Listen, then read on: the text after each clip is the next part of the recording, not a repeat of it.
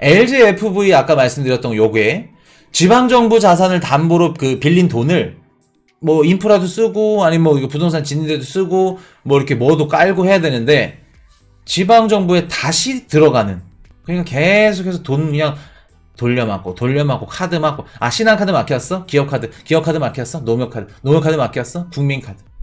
카드 돌려막기랑 똑같다는 겁니다.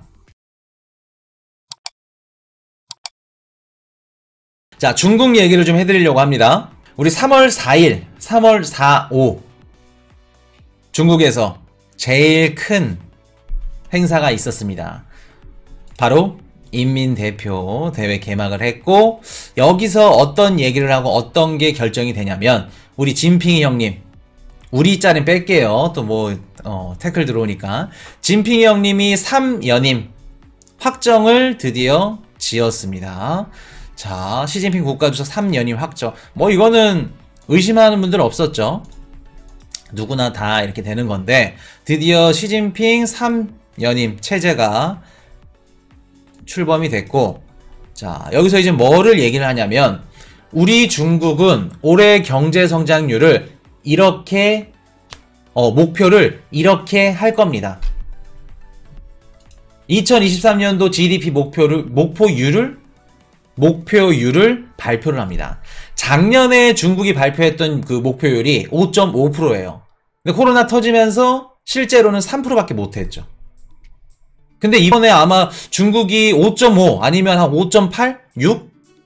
그렇게 발표를 할 걸로 생각을 했는데, 생각보다 낮게 제시를 했습니다, 이번에 몇 프로를 발표했냐면 5%로.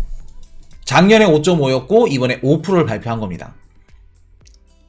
참, 요거 내용을 보고 좀 의아하기도 했고, 왜 그랬을까? 곰곰이 생각을 한번 해봤어요.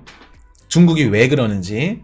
그거 이따 한번 다뤄드리고, 지금 어떤 얘기를 했냐면, 자, 중국군 현대화 세계 평화 지키는 긍정적인 힘, 그러면서 미국에 관련된 언급은 안 좋게 얘기를 했습니다. 미국은 단호히 반대. 근데 대신에 유럽엔 파트너. 이번에 중국의 왕이 이 외교 사령 탑이라는데, 왕이 이분이 외교를 뒤집어지게 잘합니다. 근데 이번에 어디를 갔냐면, 프랑스, 이탈리아, 러시아, 유럽을 쭉 방문했죠. 방문하면서 미국의 친구들을 꼬시기 시작했어요. 미국은 안 되니까. 또 그리고 이번에 독일에서 또 대빵이 중국에 넘어가서 이러저러한 또 얘기를 했죠. 또 백신 얘기도 나왔고, 자동차나 이런 얘기들도 나왔고.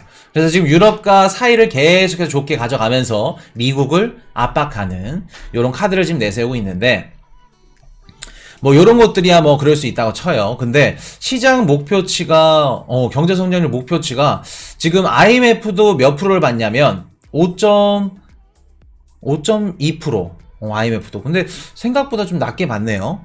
물론 수출이나 수입이 잘 안 되니까 그럴 수는 있다 치는데, 근데 실제 한 발표 수치가 5%니까. 5%니까. 자, 그러면 중국이 5%를 발표한 이유가 뭘까? 5%로 발표한 이유는 크게 봤을 때 두 가지가 있습니다. 두 가지에 대해서 설명을 해드리려고 해요. 요거는 어떠한 방송에서도 나온 분석이 없습니다. 분석이 없을 거예요. 나중에 높게 발표하려고요. 나중에 어차피 높게 할 거면은 굳이 지금 높게 발표한 다음에 나중에 높게 발표해도 상관없겠죠. 그럼 증시 쑥 오르면서 또 중국의 기대감도 심어주고. 자, 첫 번째는 작년에 중국이 경제 성장률을 목표치를 미달했어. 못 맞췄어. 목표를 5.5 잡았는데 3% 미달했죠. 근데 만약에 이번에도 높게 잡았다가 목표치를 미달해. 그러면 2년 연속 시진핑 정부는 어떻게 돼요? 자존심에 스크래치를 입을 수 있겠죠. 요걸 그냥 누구나 할 수 있는 예상. 진짜 중요한 게 뭐냐면, 지금 중국이 목표율을 올릴 정도의 경제 체력이 된다 안 된다? 경제 회복력이나 수출이며 부동산이며 이러한 문제들이 지금 심각할 수 있다 라는 이야기와 도 같습니다. 지네들이 괜찮고 수출이 잘 되고 우리 괜찮습니다. 목표를 더 높이 잡을 수 있어요 하면 높게 잡았겠지.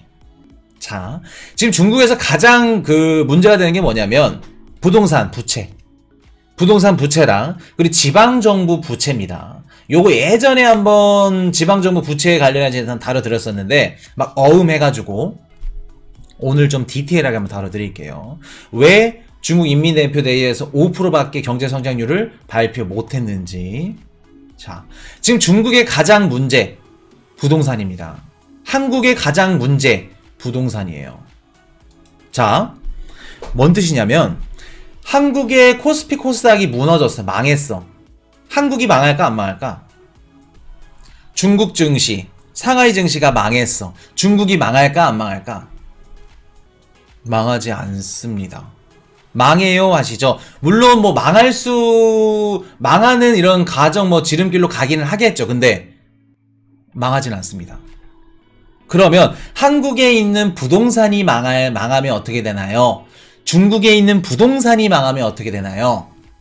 한국과 중국과 일본 같은 아시아권 국가들은 어떻게 돼요? 증시보다 부동산 규모가 더 큽니다. 커요. 증시 무너졌다? 다시 회복하면 돼요. 근데 부동산 무너졌다? 회복하기 어렵습니다. 근데 반대로 미국 같은 경우에는 물론 부동산 망해도 미국의 타격이 있고 힘들 수 있겠지만 그 타격 무너지는 효과 그 힘이 부동산보다는 미국은 증시가 더 크다. 요거 우리 또 드라마를 이래서 보셔야 돼. 재벌집 막내 아들에서 굴뚝장사 끝났대이 하죠. 진양철 회장이. 그때 이후로 미국은 뭐를 해요? 금융장사를 합니다. 그리고 그 금융장사를 흉내내고 따라오고 있는 국가들이 지금 일본, 중국, 한국 따라오고 있는 거예요. 이해되셨나요? 그렇기 때문에 우선순위가 다른 겁니다. 한국이랑 중국이랑 일본이랑 미국이랑은. 자, 그러면 중국의 지금 가장 문제점이 뭐냐면 부동산 시장이에요. 그리고 부동산 시장이랑 맞물려 있는 거, 연동되어 있는 게 뭐냐면 지방정부의 부채율입니다. 자, 보세요. 중국의 부동산이 어떤 식으로 굴러가냐면은 지방정부에서 기업들이나 얘네 아파트 건설사나 얘네들한테 부동산 개발 회사들한테 뭐를 팔아먹냐면 개발권. 쉽게 말해서 땅을 임대를 해줍니다. 땅을 임대를 해줘요. 토지 사용권이나 그러죠. 70년 너네 임대해. 토지 사용권을 매각하면 그거를 매입해서 어떻게 돼요? 거기다 아파트를 짓고 주택을 짓고 그런 식으로 계속해서 이제 돈을 아파트 분양해서 국민들에게 돈 투자해주면은 그것도 담보대출을 받아가지고 그 자금들이 또 시장에 돌고 현금 유동성이 쭉 이렇게 도는 구조인데 중국의 부동산 경기가 너무 좋을 때는 너무나도 좋아. 왜? 지방정부에서 그냥 우리 삼강그룹이나 헝다그룹 이런 부동산 개발 회사들한테 토지 사용권 70년짜리 너네 매각해. 그러면은 걔네들 매입해가지고 아파트 지어서 팔고 돈이 계속해서 돌아. 근데 이게 부동산 시장이 안 좋으면 돈이 안 돌죠. 돈이 안 돕니다. 자, 좀 더 디테일하게 한번 들어가 볼게요. 자, 디테일하게 한번 들어가 보겠습니다. 자, 중국 지방정부 숨겨진 부동산 빚 시한폭탄. 미상한 한 달 새 1.5배 급증. 자, 유동성 말라가는 LGFV. 자, LGFV가 뭐냐면 지방정부 자금조달 기구입니다. 그러니까 쉽게 말해서 중국 지방정부는 LGFV라는 얘네 자회사를 통해서 부채에 뭐를 해요? 보증을 서주거나 아니면 이거를 통해서 자금을 조달하는 방식으로 부동산 시장을 확장시킵니다. LGFV가 뭔지 몰라도 돼. 그냥 지네 자회사 하나 끼고 거기다가 부채 보증도 서주고 자금을 걔네 통해서 조달도 하고 그렇게 하는 겁니다. 그래서 지방정부 부동산이나 자산을 담보로 해서 돈을 빌려. LGFV. 그래서 이 LGFV가 돈을 빌려서 인프라 사업에 투자를 해줘. 요게 LGFV. 근데 기업들이 돈을 빌려서 어음이라고 하죠. 미국은 어음 거래 거의 활발하지 않는데 활성화되어 있지 않죠. 근데 유독 중국이며 홍콩이며 아시아권 이런 국가들이 어음 거래가 활발해. 종이로 써줘. 얼마 해가지고 그렇게 담보로 해서. 근데 그 부동산 시장이 한창 화랑하고 잘 나가고 했을 때 어음 막 미친 듯이 써줬는데 그 기업들이 어음을 지금 상환을 못해. 왜 못할까? 중국의 부동산 시장이 왜 무너졌을까? 물론 중국 자체 뭐 부동산 시장의 자체만의 문제점도 있고 부채도 있고 뭐 이런 것들 다 다양한 문제들도 있지만 중추적인 역할을 했던 게 뭘까? 우리 부동산 시장이 왜 무너졌어요? 왜 무너지고 있어요 지금? 시발점이 된 거. 부동산 시장이 왜 냉각됐고 왜? 금리 인상이죠. 금리 인상이죠. 미국에서 금리를 들어 올리니까 어떻게 돼요? 우리도 똑같이 따라 올려야지. 미국의 연준의 금리 인상입니다. 금리가 올라가니까 당연히 대출 받아서 집을 사야 되는데 대출 금리가 너무 높아. 이자가 높은데 어떻게 사? 당연히 부동산 시장이 반응이 재미가 없지. 거래율도 떨어지고 반응이 시들시들한 겁니다.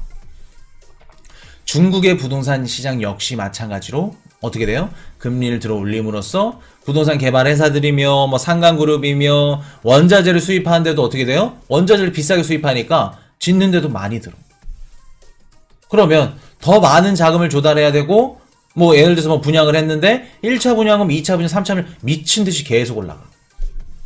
자, 현금을 조달하기 위해서 LGFV 요거를 생겼는데 얘를 통해서 막 회사채 발행도 하고 돈이 없다 보니까 막 계속해서 그냥 무분별하게 발행을 해. LGFV. 근데 LGFV의 문제점이 뭐냐면 지방정부 계정으로 잡힙니다, 이게. LGFV의 채무, 돈을 발행했고 뭐 돈을 빌렸고 채무 관계를 지방정부 계정으로 잡기 때문에 어떠한 조건으로 얼마의 이자로 얼마나 많은 돈을 빌렸는지 공식 통계가 없어.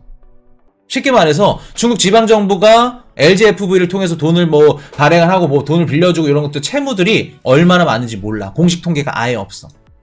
그러면 우리가 알고 있는 것보다 더 수많은 버블이며 부채며 뒤집어질 거라는 겁니다. 중국의 지금 지방정부는.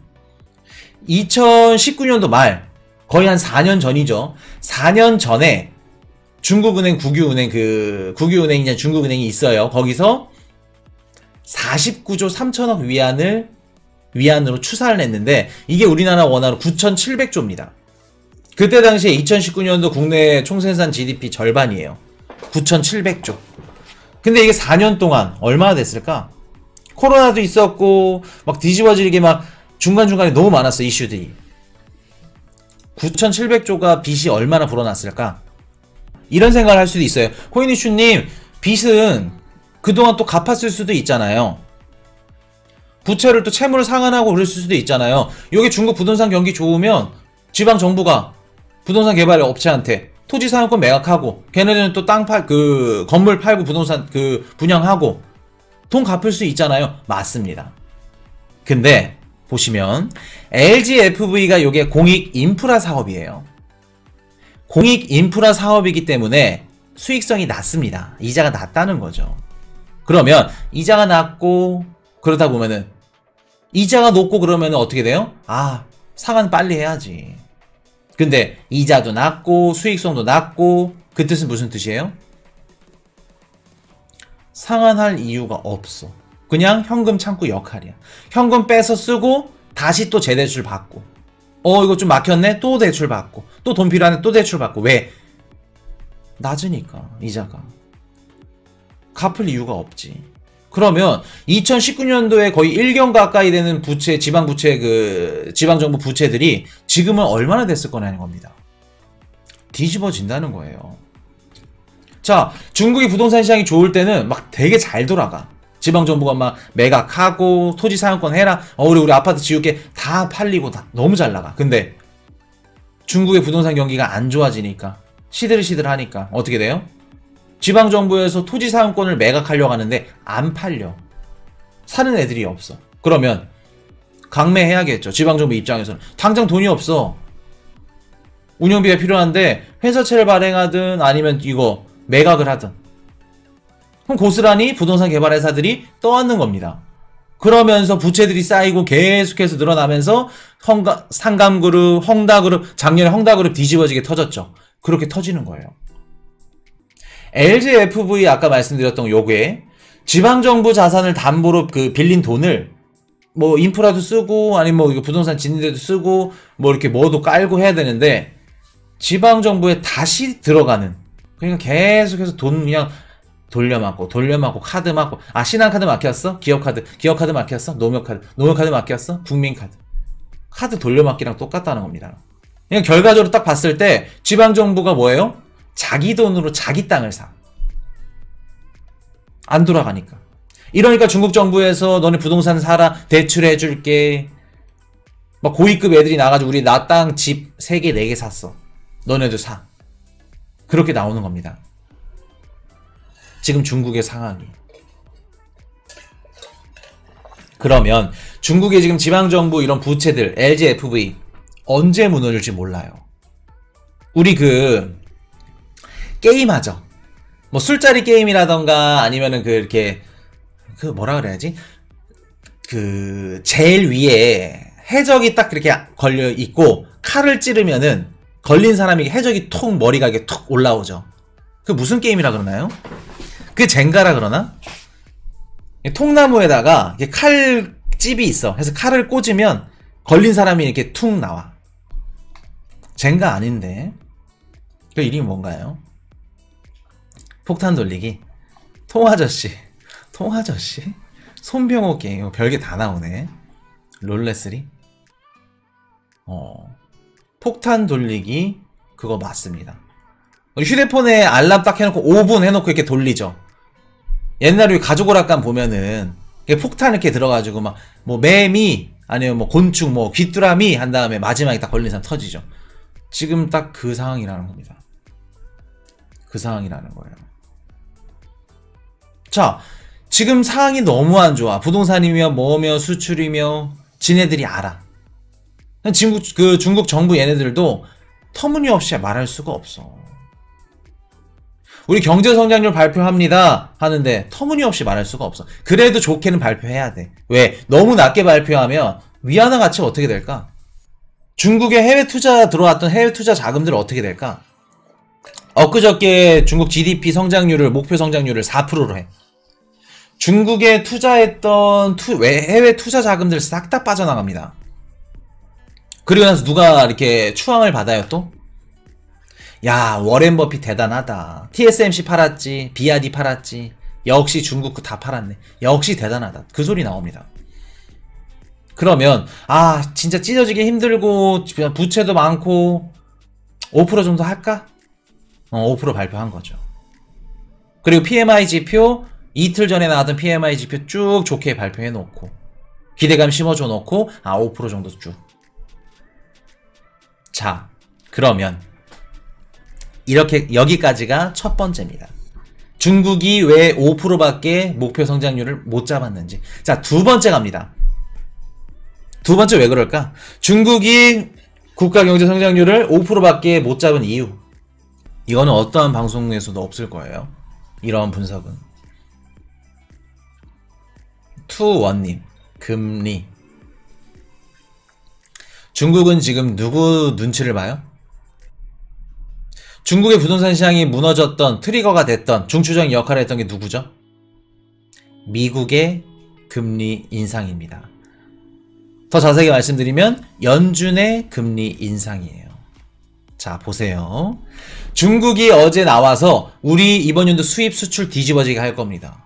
경제 성장률 6%까지 맞춰 볼게요. 그럼 국제 원자재 가격이 어떻게 될까?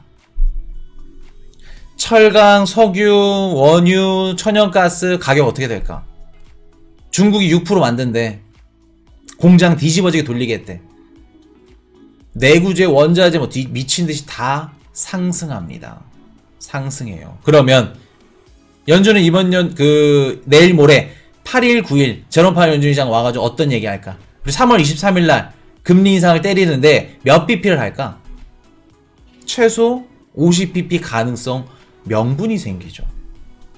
그러면 중국이 경제 성장률을 높게 우리 이렇게 수입 수출 뒤집어지게 할 겁니다. 계속해서 이렇게 도발을 하고 이렇게 세게 나간다고 하면 미국도 어떻게 한다? 금리를 들어올릴 수밖에 없다. 지금 중국 입장에서 미국을 자극시키는 게 좋을까 나쁠까? 안 그래도 지금 그 지방정부도 마찬가지고 부동산 시장도 마찬가지고 힘들어 지금 똥꼬가 찢어지기 힘든데 그렇게 못하겠죠. 경제 성장률을 높게 들어올리면서 미국의 금리 인상을 야기시킬 필요 없을 겁니다. 중국 입장에서는. 이해되셨나요? 그렇기 때문에 중국은 높은 경제 성장률을 말할 수 없다. 금리를 들어올리면 중국 지금 더 무너집니다. 제일 힘든 국가 중에 하나가 중국이에요. 물론 다른 뭐 스리랑카, 뭐 파키스탄 이런 국가들에 비해서는 좋지. 참을 수 있지. 막을 수도 있고. 그래도 타격을 입는 건 중국입니다. 이해되셨죠? 그렇기 때문에 중국의 이런 높은 경제 성장률 예상치는 미국의 금리 인상을 이끈다. 그렇기 때문에 그렇게 쉽게 말을 못한다. 라는 말씀. 두 번째 요런 분석. 자, 그러면 1월달, 2월달에 경제방송, 주식방송, 코인방송 틀리면 다 어떤 얘기예요? 야, 무조건 상승한대, 올라간대. 올라가는 이유 중에 하나가 뭐예요? 이것 때문에 올라간대. 모든 경제방송이, 모든 주식방송이 상반기에는 중국의 뭐 있죠? 중국의 리오프닝으로 인해서 올라갈 겁니다. 라는 이야기를 다 하셨죠. 전문가들, 분석가들, 뭐 코인방송, 주식방송, 경제방송 하나도 빠짐없이. 코인씨 뭐라고 말씀드렸죠? 중국의 리오프닝 효과는 단기적으로는 조금 있을지언정 리오프닝 효과는 크지 않을 거다라는 말씀을 드렸습니다. 자, 우리 인민 대표대회 해외까지 다 봤어. 중국의 리오프닝 어떨 걸로 보이시나요? 부동산 시장에 막 유동성 공급을 하고 경기 부양책을 때리고 1월달, 2월달 예상을 했고 분석가분들, 전문가분들이 요 얘기 하셨죠. 상승 나온다고. 지금 인민대표대회 딱 열어보니까 어떻게 돼요? 파는 반대로 돌아갑니다. 유동성 공급부터 이런 얘기 싹 다 없고 물론 유동성 공급할 거예요. 해야 됩니다. 유동성 공급 없이는 중국의 부동산 시장 못 살려요. 규제 완화라던가 유동성 공급이나 이런 것들 들어갈 건데 자, 보시면 중국의 단기적으로 봤을 때 리오프닝 효과가 클 것 같다, 적을 것 같다? 크지는 않을 것 같다. 그래서 중국의 이렇게 결과를 발표를 하고 시장에 좋은 점도 한 가지, 안 좋은 점도 한 가지 있어. 안 좋은 점은 뭐냐면 그동안 전문가, 막 분석가 이런 분들이 얘기했던 상승, 중국의 리오프닝 효과는 사그라들었다. 자, 그러면 단점 말씀드렸으니까 좋은 거. 중국으로 인해서 물가 급등은 없겠지. 물가 급등은. 원유나 에너지나 뭐 원자재나 가격 급등할 일은 없겠죠. 당분간은. 그로 인해서 연준에서 금리 인상은 뭐 세게 안 나갈 수도 있겠다. 요런 것들. 그렇기 때문에 지금 중국의 상황을 딱 봤을 때 이번에 이제 멘트들도 그렇고 발표도 그렇고 부동산 시장을 서서히 한 번에 막 유동성 공급을 해서 막 미친 듯이 하고 이게 될 수가 없는 게 또 뭐냐면 자, 보세요. 우리 코인이시 영상을 무조건 다 보셔야 돼. 지난 것까지. 다 연결이야. 지금 중국이 6개월째 금리를 동결했습니다. 왜 금리를 동결했죠? 중국은 돈을 너무 풀고 싶어.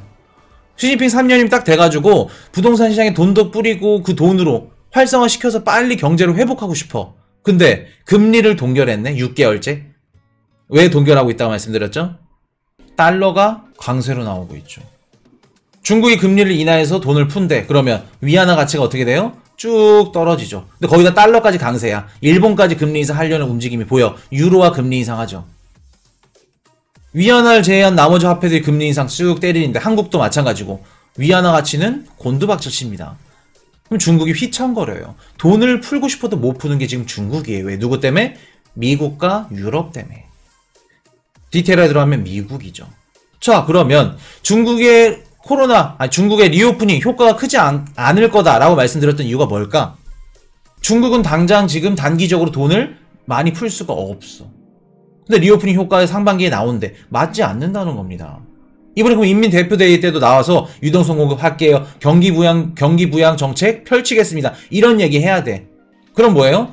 그런 얘기 이퀄 달러를 강세로 만들어주는 요인이라고 생각을 하는 겁니다. 중국 상위 지도부들은.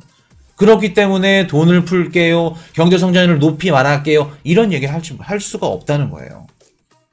그러면 리오프닝 효과도 당연히 사그라들겠죠.